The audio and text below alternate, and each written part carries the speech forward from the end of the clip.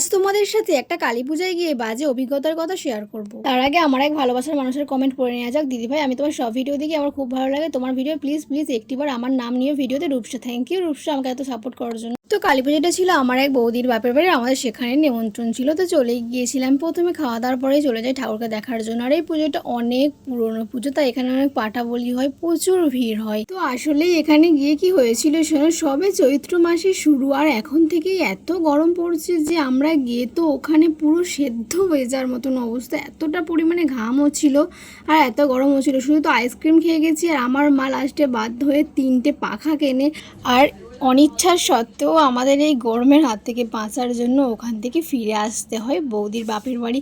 তারপর ওনাদেরকে সবাইকে টাটা বাই বাই করে চলে আসি বাড়ি। আর এবারে যে কী হারে গরম পড়বে তার ইঙ্গিত তো এখন থেকেই পাওয়া যাচ্ছে।